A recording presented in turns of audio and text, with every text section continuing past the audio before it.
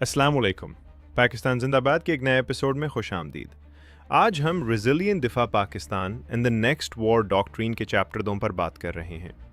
یہ ایک بنیادی باب ہے جو مستقبل کی جنگ کو سمجھنے کے لیے رہنما نقشہ فراہم کرتا ہے۔ یہ کتاب جناب ظہیر احمد میر نے تحریر کی ہے، جس میں وہ واضح کرتے ہیں کہ آج کی جنگ کسی ایک ہتھیار سے نہیں بلکہ متعدد ساختیاتی ڈسٹرپٹرز کے مجموعے سے شکل اختیار کرتی ہے۔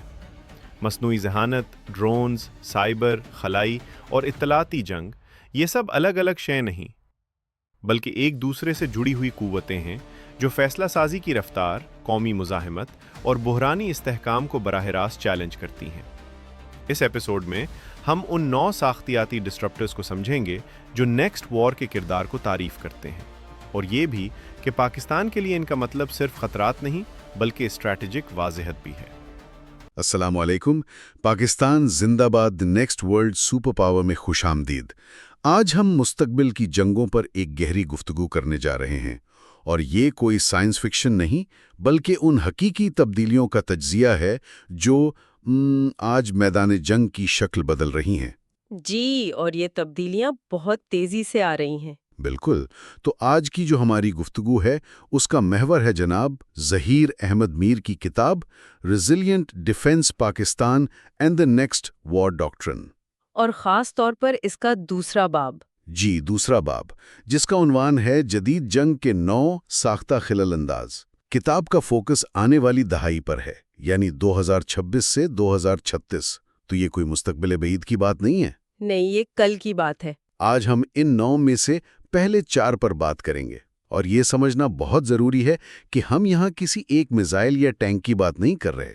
نہیں، بالکل نہیں۔ ہم ان بنیادی تبدیلیوں پر بات کر رہے ہیں جو جنگ لڑنے کے اصول، طاقت کے توازن اور فتح و شکست کے معنی ہی بدل رہی ہیں۔ یہ ایک بہت اہم نکتہ ہے۔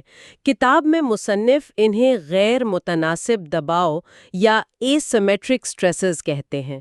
اچھا، یہ تھوڑا تکنیکی لفظ ہے، اس کا کیا مطلب ہے؟ دیکھیں، اس کا مطلب بہت سادہ ہے۔ یہ تبدیلیاں ہر ملک پر ایک جیسا اثر نہیں ڈالیں گی۔ جو فوجیں پرانے طریقوں پر چلتی ہیں، جن کا ڈھانچہ غیر لچکدار ہے، ان کے لیے تو یہ ایک ڈراونا خواب ہے۔ لیکن جو زیادہ لچکدار ہیں، لیکن جو ممالک زیادہ لچکدار ہیں، تیز ہیں، ان کے لیے یہ برتری حاصل کرنے کا ایک نیا موقع ہے۔ یہ بقا کی ایک نئی دوڑ ہے۔ تو آئیے اس دوڑ کے پہلے چیلنج کو دیکھتے ہیں، مصنوعی ذہانت یعنی اے آئی۔ جب ہم جنگ میں اے آئی کا سوچتے ہیں تو ذہن میں اکثر آپ جانتے ہیں قاتل روبوٹس آتے ہیں۔ جی، یا خود کار ٹینکس۔ بالکل، لیکن کتاب کہتی ہے کہ یہ اے آئی کی اصل طاقت نہیں ہے۔ اس کی اصل طاقت ایک فیصلہ سازی کی ٹیکنالوجی ہونے میں ہے، یعنی یہ معلومات کو سمجھنے اور اس پر رد عمل دینے کے وقت کو تقریباً ختم کر دیتی ہے۔ صحیح۔ اسے یوں سمجھیں کہ پرانی جنگوں میں ایک کمانڈر کو مختلف ذرائع سے معلومات ملتی تھیں، پھر انسانوں کی ایک ٹیم گھنٹوں لگا کر اس کا تجزیہ کرتی تھی، اور تب جا کر کوئی فیصلہ ہوتا تھا۔ ایک لمبا عمل تھا۔ بہت لمبا۔ اے آئی اس پورے عمل کو سیکنڈوں میں کر سکتی ہے۔ وہ ہزاروں سینسر سے آنے والے ڈیٹا کو ایک لمحے میں جوڑ کر ایک واضح تصویر بنا سکتی ہے، اور وہ اس ڈیٹا میں ایسے خطرات یا مواقع تلاش کر سکتی ہے جو ایک انسان شاید دیکھ ہی نہ پائے۔ لیکن یہاں ایک بہت بڑا خطرہ بھی ہے نا۔ اگر اے آئی اتنی تیزی سے فیصلے کر رہی ہے تو کیا اس سے آٹومیشن بائس کا خطرہ نہیں بڑھتا؟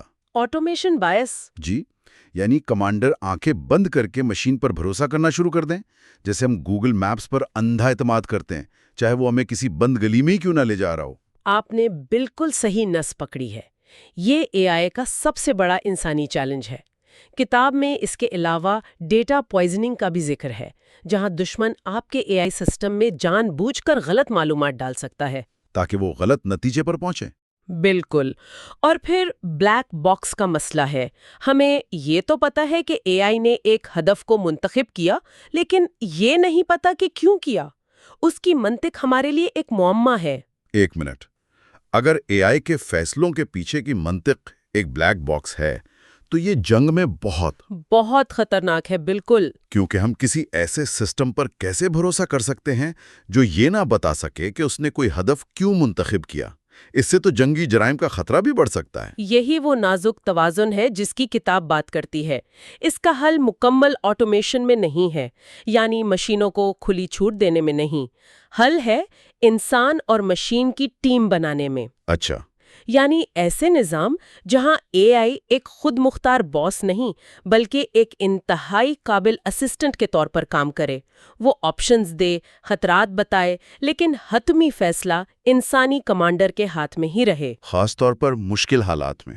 جی، خاص طور پر ایسے ماحول میں جہاں مواصلات جام ہو چکے ہوں۔ اسی لیے کتاب یہ سوال اٹھاتی ہے کہ پاکستان انسانی کنٹرول کو قربان کیے بغیر اپنی فیصلہ سازی کی رفتار کیسے بڑھا سکتا ہے؟ اچھا، یہ ڈرونز والا پوائنٹ تو واقعی ذہن گھما دیتا ہے۔ اے آئی اگر جنگ کا دماغ بدل رہی ہے تو ڈرونز اس کے جسم اور معیشت کو بدل رہا ہے۔ کتاب کہتی ہے کہ سستے ڈرونز اور لوئٹرنگ میونیشنز نے جنگی اخراجات کی مساوات کو بالکل الٹ دیا ہے۔ لوئٹرنگ میونیشنز کا تصور بہت دلچسپ ہے۔ یہ خودکش ڈرون کی طرح ہیں جو میزائل کی رفتار سے نہیں جاتے بلکہ اپنے ہدف کے اوپر گھنٹوں منڈلاتے رہتے ہیں اور صحیح موقع کا انتظار کرتے ہیں۔ ایک شکاری کی طرح۔ بالکل، ایک صبر کے ساتھ شکار کرنے والے شکاری کی طرح۔ اور اس سے جنگ کے معاشی اصول کیسے الٹ گئے، ذرا اس کی وضاحت کریں۔ اس کی سادہ مثال یہ ہے کہ ایک ملک اربوں ڈالر خرچ کر کے ایک جدید ترین جنگی جہاز یا ایئر بیس بناتا ہے۔ اب دشمن چند ہزار ڈالر کا ایک ڈرون استعمال کر کے اس اربوں ڈالر کے اثاثے تو تباہ یا کم از کم بیکار کر سکتا ہے۔ تو دفاع کی قیمت حملے کی قیمت سے ہزاروں گنا زیادہ ہو گئی ہے۔ جی، ہزاروں گنا۔ یہ ایک معاشی ڈراونا خواب ہے۔ تو اصل چیلنج ایک ڈرون نہیں بلکہ ان کی تعداد ہے۔ بالکل، کتاب کے مطابق اصل خطرہ ڈرون کی ٹیکنالوجی نہیں بلکہ اس کی اسکیلیبلٹی ہے، یعنی انہیں لاکھوں کی تعداد میں بنانے اور استعمال کرنے کی صلاحیت۔ مطلب آپ کا کروڑوں ڈالر کا ایئر ڈیفنس سسٹم شاید ایک یا دو جدید ڈرونز کو مار گرا ہے، لیکن جب 100 سستے ڈرونز ایک ہی وقت میں ایک جھنڈ کی صورت میں حملہ کریں تو کیا ہوگا؟ وہ دفاعی نظام کو مغلوب کر دیں گے۔ تو یہ ٹیکنالوجی سے زیادہ تعداد اور معیشت کی جنگ بن گئی ہے۔ صحیح کہا۔ اور یہ صرف فوجی اڈوں کا مسئلہ نہیں ہوگا۔ کتاب پاکستان کے لیے جو سوال اٹھاتی ہے وہ بہت وسیع ہے۔ پاکستان اپنے اہم قومی انفراسٹرکچر جیسے ایئر بیس، ڈیمز، بندرگاہیں، پاور پلانٹس کو کم لاگت والے سسٹمز کے بڑے حملوں سے کیسے بچا سکتا ہے؟ جی، یہ تو پورے ملک کی سلامتی کا سوال ہے۔ اسی لیے کتاب کا نتیجہ بہت واضح ہے۔ طے در طے ڈرون شکن دفاع، یعنی لیئرڈ کاؤنٹر ڈرون ڈیفنس، اب کوئی خاص صلاحیت نہیں رہی بلکہ ایک بنیادی ضرورت بن گئی ہے۔ ایک بنیادی ضرورت۔ اس کا مطلب ہے کہ آپ کو ہر اہم مقام کے گرد دفاع کی کئی پرتیں بنانی ہوں گی، کچھ مختصر فاصلے کے لیے، کچھ درمیانے اور کچھ طویل فاصلے کے لیے۔ ایک ہی حل ہر جگہ کام نہیں کرے گا۔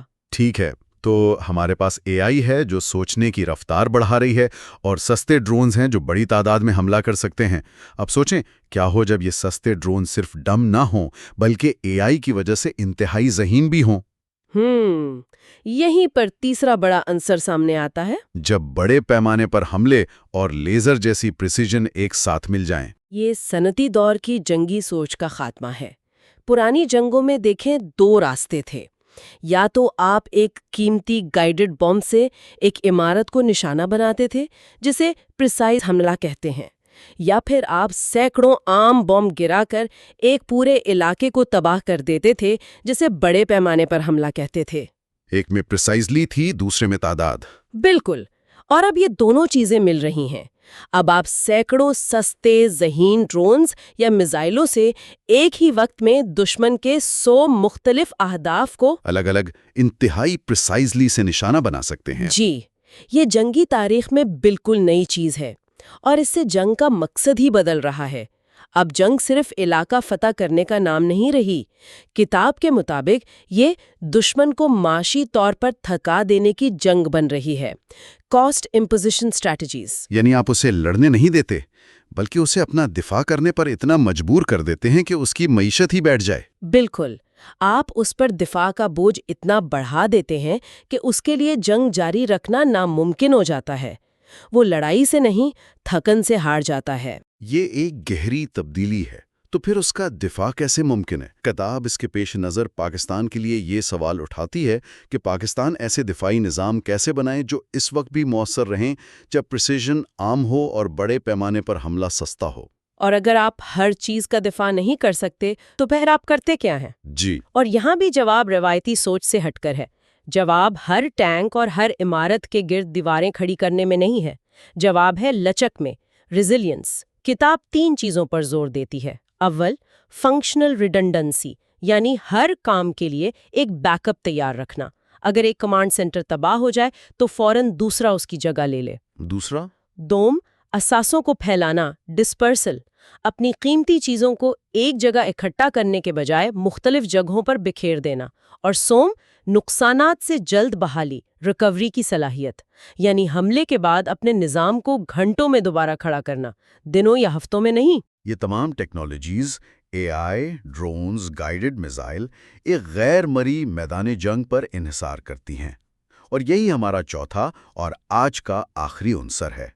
Electronic warfare. جی، اسپیکٹرم کی جنگ۔ کتاب کہتی ہے کہ آج الیکٹرو میگنیٹک اسپیکٹرم پر کنٹرول اتنا ہی اہم ہے جتنا زمین، سمندر یا ہوا پر۔ اور الیکٹرانک جنگ یعنی EW ان تمام سگنلز کو اپنا نشانہ بناتی ہے۔ یہ آپ کے GPS کو جیم کر سکتی ہے، جس سے آپ کے فوجی دستے اور میزائل اندھے ہو جاتے ہیں۔ رابطے کا نظام بھی بند کر سکتی ہے۔ بالکل، جس سے کمانڈر اپنے فوجیوں سے بات نہیں کر پاتے۔ یہ آپ کو جعلی معلومات بھیج کر دھوکہ دے سکتی ہے۔ مختصراً، یہ جدید فوج کے اعصابی نظام پر حملہ ہے۔ لیکن اس کی سب سے خطرناک بات کیا ہے؟ یہ تو پرانے وقتوں میں بھی ہوتا تھا، ریڈیو جیمنگ وغیرہ، اب کیا نیا ہے؟ نیا ہے اس کا پیمانہ اور اس کی نوعیت۔ الیکٹرانک حملے خاموش اور غیر مرئی ہوتے ہیں، کوئی دھماکہ نہیں ہوتا۔ ان کے اثرات عارضی ہو سکتے ہیں، اور سب سے اہم، ان کا الزام کسی پر لگانا تقریباً ناممکن ہوتا ہے۔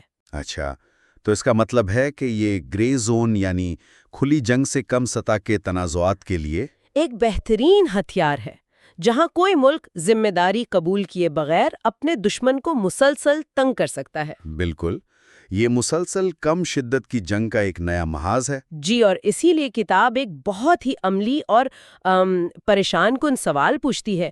کیا پاکستان کی افواج اس وقت مربوط طریقے سے کام کر سکتی ہیں جب GPS، ڈیٹا لنکس اور مواصلاتی نظام جزوی یا مکمل طور پر ناپارہ ہو جائیں؟ تو کیا ہمارے فوجی دستے پھر سے پرانے نقشے اور کمپس نکال لیں؟ کیونکہ اگر جدید گیجٹس نے کام کرنا چھوڑ دیا تو پھر کیا ہوگا؟ یہ سوال کا ایک حصہ ہے، لیکن اس سے بھی اہم بات یہ ہے کہ کیا ان کی تربیت ایسی ہے کہ وہ بغیر مسلسل احکامات کے خود سے فیصلے کر سکیں؟ کتاب کا بنیادی فلسفہ یہ ہے کہ ہمیں یہ مان کر تیاری کرنی ہوگی کہ رابطے میں خلل ایک عام بات ہوگی، کوئی غیر معمولی واقعہ نہیں۔ آپ کو اچھے دن کے لیے نہیں، برے دن کے لیے منصوبہ بندی کرنی ہے۔ بالکل، اور جو فوج اس بنیادی اصول کو نظر انداز کرے گی، وہ جدید میدان جنگ میں بے بس ہو جائے گی۔ تو اگر ہم آج کی گفتگو کو سمیٹیں تو ہم نے 4 بڑی تبدیلیوں کو دیکھا ہے۔ AI جو فیصلوں کی رفتار کو تیز کر رہی ہے، ڈرونز جو جنگ کو سستا اور زیادہ مہلک بنا رہے ہیں، پریسیژن اور بڑے پیمانے کا ملاپ، جی، جو دشمن کو معاشی طور پر تھکا دینے کی جنگ کو جنم دے رہا ہے، اور الیکٹرانک وارفیئر۔ تو اس سب کا کیا مطلب ہے؟ اس کا مطلب یہ ہے کہ جنگی تیاری کی پوری تعریف ہی بدل رہی ہے۔ بالکل، اور ان چاروں عناصر میں جو ایک مشترک دھاگا ہے وہ ہے لچک کا تصور۔ یہ تمام تبدیلیاں روایتی، مرکزی اور غیر لچکدار فوجی ڈھانچوں کو سزا دیتی ہیں۔ برتری اس کی ہوگی جو زیادہ لچکدار ہوگا، جو تیزی سے سیکھے گا اور جو مشکل ترین حالات میں بھی لڑنے کی صلاحیت رکھتا ہوگا۔ کتاب میں 9 ایسے عوامل کا ذکر ہیں۔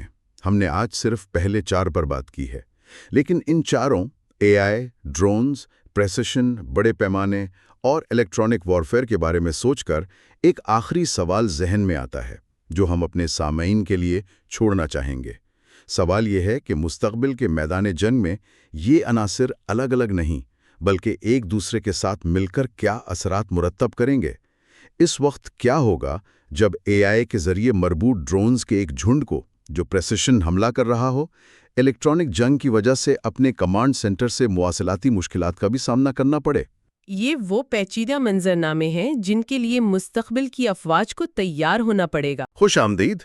آج ہم جناب ظہیر احمد میر کی کتاب ریزیلینٹ ڈیفنس کے دوسرے باب میں اپنا گہرا جائزہ جاری رکھ رہے ہیں۔ پچھلی گفتگو میں ہم نے جنگ کو بدلنے والے 4 عوامل پر بات کی تھی۔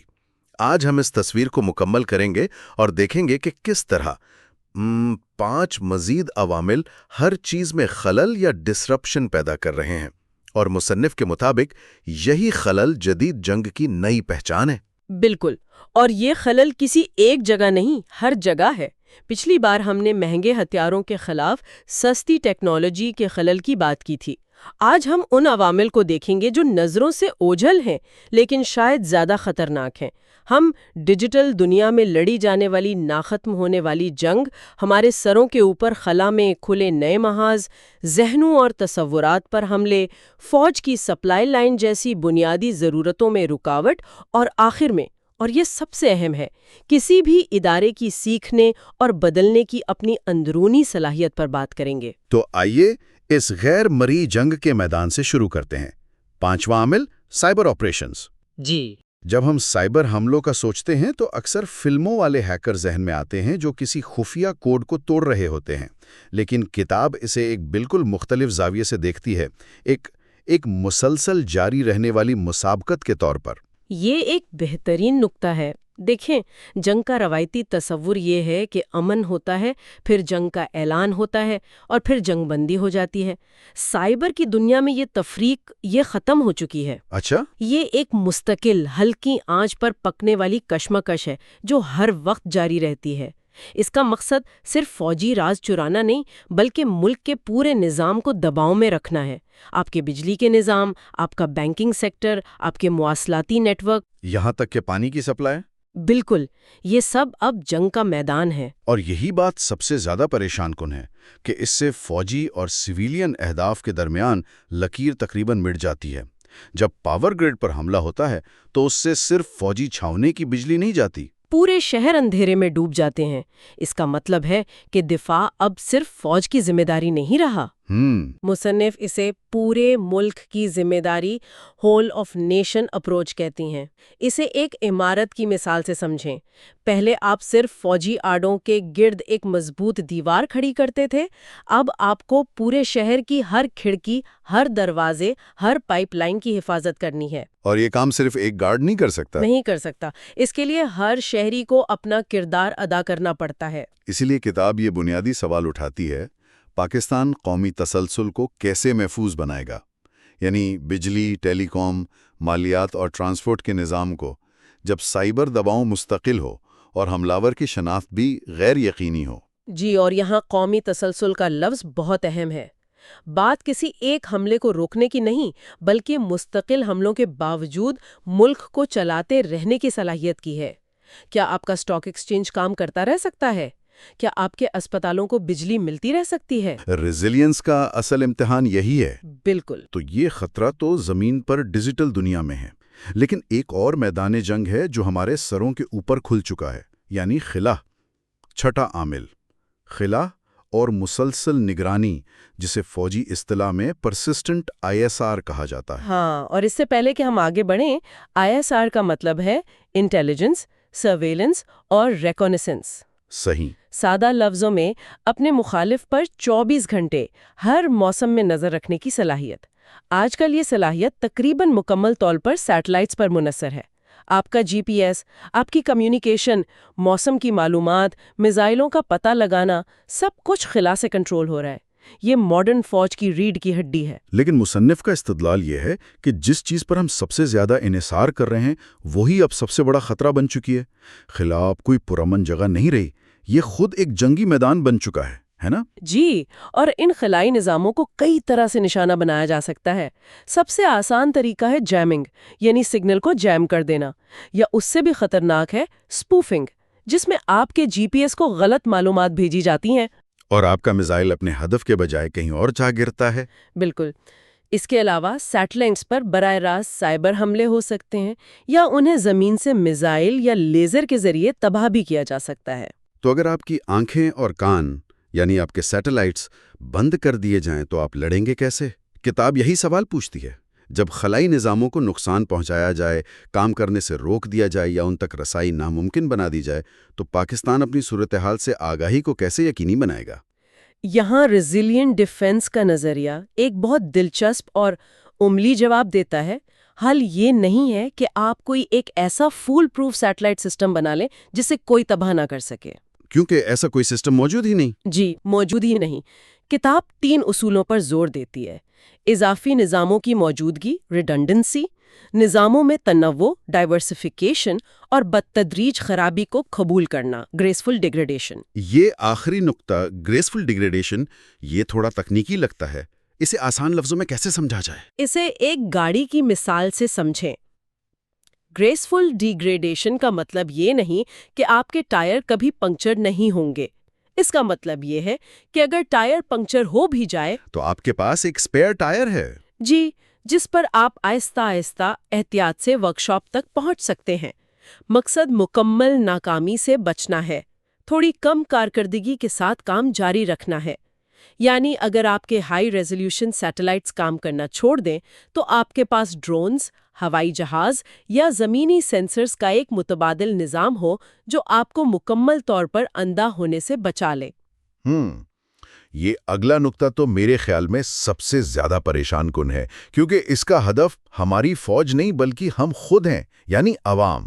7واں عامل، معلوماتی جنگ، انفارمیشن وارفیئر۔ جی، یہ ذہنوں پر قبضے کی جنگ ہے۔ اس کا مقصد میدان جنگ جیتنا نہیں بلکہ معاشرے کے اندر اعتماد کو تباہ کرنا، حکومت کی ساکھ کو ختم کرنا اور قومی یکجہتی کو پارا پارا کرنا ہے۔ اور جدید ٹیکنالوجی، خاص طور پر سوشل میڈیا نے اسے انتہائی مہلک بنا دیا ہے۔ بالکل، یہ کوئی نئی بات نہیں۔ سرجنگ کے دوران پروپیگنڈا اس کی ایک پرانی شکل تھی، فرق صرف رفتار اور پیمانے کا ہے۔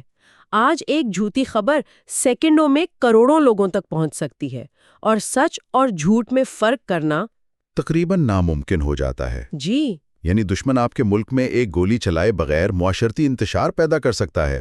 اسی لیے کتاب یہ سوال پوچھتی ہے، بحران کے وقت جب معلومات خود متنازع ہوں، پاکستان قومی یکجہتی اور فیصلہ سازی کے وقار کا تحفظ کیسے کرے گا؟ یہ ایک بنیادی سوال ہے، اور اس کا جواب کسی ٹیکنالوجی میں نہیں بلکہ اعتماد میں ہے۔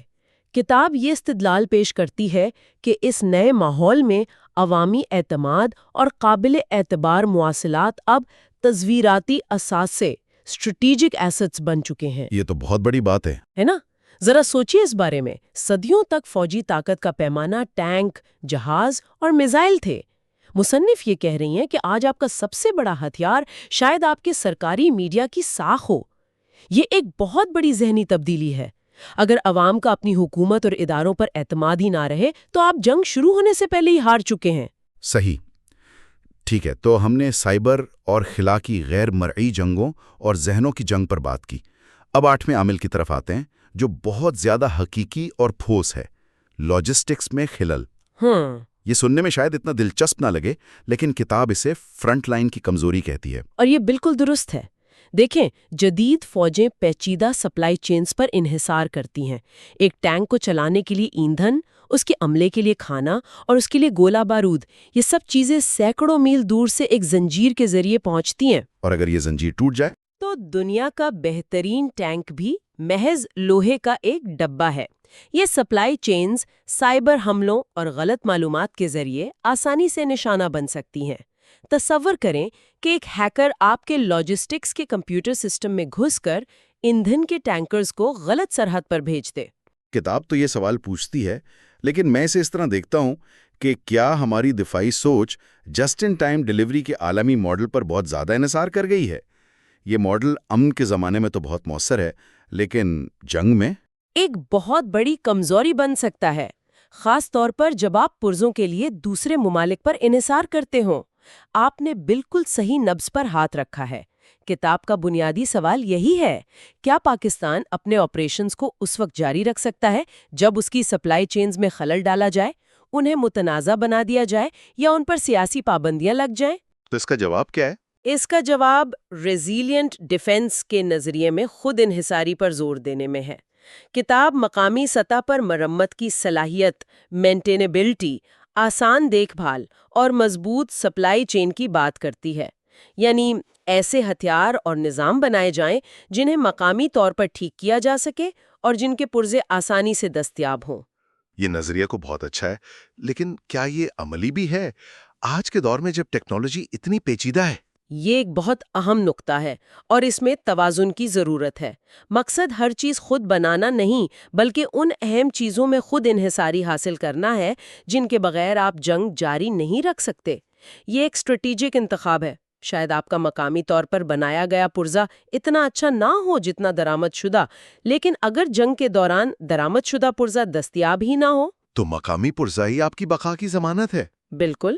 اب تک ہم نے ٹیکنالوجی اور بیرونی خطرات کی بات کی، لیکن مصنف کے مطابق سب سے بڑا اور شاید سب سے مشکل چیلنج ٹیکنالوجی کا نہیں، بلکہ ہماری اپنی سوچ اور اداروں کا ہے۔ نوواں اور آخری عامل کسی ٹیکنالوجی کے بارے میں نہیں، بلکہ ایک ادارے کی اپنی صلاحیت کے بارے میں، دشمن سے زیادہ تیزی سے سیکھنے کی صلاحیت۔ جی، اور یہ اس باب کا سب سے گہرا نقطہ ہو سکتا ہے۔ کتاب یہ دلیل دیتی ہے کہ جدید جنگ میں فتح اس کی نہیں ہوتی جس کے پاس بہترین ٹیکنالوجی ہو، بلکہ اس کی ہوتی ہے جو میدان جنگ کی حقیقتوں سے تیزی سے سیکھتا ہے اور خود کو اس کے مطابق ڈھال لیتا ہے۔ صحیح۔ جو تنظیمیں سبق تیزی سے سیکھتی ہیں، اپنے جنگی منصوبوں کو اپ ڈیٹ کرتی ہیں، نئے تجربات کی حوصلہ افزائی کرتی ہیں اور سب سے اہم کنٹرول شدہ ناکامی کو قبول کرتی ہیں، وہی کامیاب ہوتی ہیں۔ کنٹرول شدہ ناکامی؟ مطلب کیا اس کا مطلب یہ ہے کہ ناکامی اچھی چیز ہے؟ اس کا مطلب یہ ہے کہ اگر آپ کچھ نیا نہیں آزمائیں گے تو آپ کچھ نیا سیکھیں گے بھی نہیں، اور جب آپ کچھ نیا آزماتے ہیں تو اس میں ناکامی کا امکان ہمیشہ ہوتا ہے۔ ایک ایسا ادارہ جاتی کلچر جہاں ایک آفیسر کسی نئے حربے کو آزمانے میں اس لیے ڈرتا ہو کہ اگر وہ ناکام ہوا تو اس کا کریئر تباہ ہو جائے گا، وہ ادارہ کبھی سیکھ نہیں سکتا، کبھی نہیں۔ کنٹرول شدہ ناکامی کا مطلب ایک ایسا ماحول پیدا کرنا ہے جہاں چھوٹے پیمانے پر تجربات کی اجازت ہو اور ان سے ملنے والے اسباق کو، چاہے وہ کامیابی کے ہوں یا ناکامی کے، پورے ادارے میں پھیلایا جائے۔ تو اس حوالے سے پاکستان کے لیے بنیادی سوال یہ بنتا ہے، پاکستان کے دفاعی ادارے دباؤ کے تحت کتنی تیزی سے سیکھ سکتے ہیں، خود کو بدل سکتے ہیں اور سیکھے گئے اسباق کو ادارہ جاتی شکل دے سکتے ہیں؟ یہ صرف سوچ کی تبدیلی نہیں، بلکہ پورے ادارہ جاتی ڈھانچے کی تبدیلی کا مطالبہ ہے۔ بالکل، یہ براہ راست ادارہ جاتی اصلاحات کی ضرورت پر زور دیتا ہے۔ کتاب میں آگے چل کر Pakistan defence innovation and fielding cell یعنی PDIC جیسی جو تجاویز دی گئی ہیں وہ اسی عامل کے جواب میں ہے۔ مقصد ایک ایسا ماحول پیدا کرنا ہے جہاں جدت اور سیکھنے کے عمل کو بیوروکریسی پر فوقیت حاصل ہو۔ ٹھیک ہے، تو ان تمام 9 عوامل کو ملا کر کیا تصویر بنتی ہے؟ ان سب میں مشترک دھاگا کیا ہے؟ ایک لفظ: خلل۔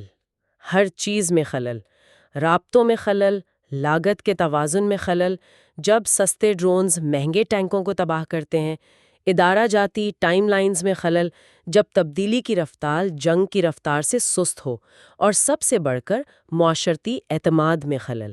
تو مصنف کا استدلال یہ ہے کہ جدید جنگ کا دوسرا نام ہی خلل ہے۔ جی۔ تو پھر ریزیلینٹ ڈیفنس کا نظریہ اس کا کیا جواب دیتا ہے؟ اگر خلل ناگزیر ہے تو پھر حکمت عملی کیا ہونی چاہیے؟ یہاں سب سے اہم بات نظریے میں تبدیلی ہے۔ ریزیلینٹ ڈیفنس خلل کو روکنے پر توجہ مرکوز نہیں کرتا، کیونکہ جدید دور میں یہ تقریباً ناممکن ہے، بلکہ یہ خلل کے دوران کام کرتے رہنے کی صلاحیت پیدا کرنے پر زور دیتا ہے۔ یہی اس پورے باب کا مرکزی خیال ہے۔ یہ ایک ناقابل تسخیر دیوار بنانے کی کوشش کرنے کے بجائے اس صلاحیت کو پیدا کرنے کے بارے میں ہے کہ دیوار میں سوراخ ہونے کے باوجود بھی آپ اپنا کام جاری رکھ سکیں اور اپنے مقاصد حاصل کر سکیں۔ یعنی پرفیکشن کے پیچھے بھاگنے کے بجائے خرابی، دباؤ اور غیر یقینی صورتحال کے باوجود کام کرنے کی صلاحیت پیدا کرنا۔ بالکل۔